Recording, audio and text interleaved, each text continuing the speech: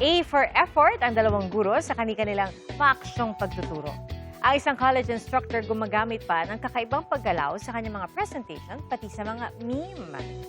Ating saksihan. Sinong hindi gaganahan kung ganito ang college instructor mo? Very visual ang leksyon. Ating magiging layunin ngayong araw. Ha? Kakaiba ang mga pa-transition. Kasi contextualize natin ito sa usapin pang kasalita. Energy kung mag-demo si Teacher Aaron. Malupit yung paano nila, pag paano nilang ganun, no?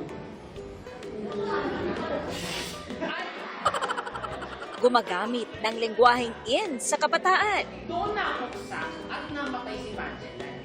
Desert? Desert. Hindi nauubusan ng mga paandar. At ginagawa pang meme ang sarili. Nagsisingit pa nga ng quotable quotes. Class, tandaan nyo, kayo gumagawa ng grade, yung taga-encode lang kami. Finally, nasabi ko na din. At mga pangaral na matagal nang sinasabi ng mga guro. Bakit kayo late? Class, manage your time. Kami nga nung araw. May jokes pa. Ako na lang din po ang magbibigay ng notes sa inyo. Huwag na po kayo mag-take ng notes. Anyway, At kung may outfit check, yak, papasa si teacher sa pagkamalikain at pagkakabit ng mga anik-anik. 3 taon nang nagtuturo ng Gender Society at Philippine History sa kolehiyo si Teacher Aaron. Anya, seryoso siya sa pagtuturo, pero humahanap ng sari-saring paraan para magaan ang pagkatuto ng mga estudyante at makuha ang kanilang atensyon. maraming salamat. Isang makasaysayang kwentuhan po sa atin.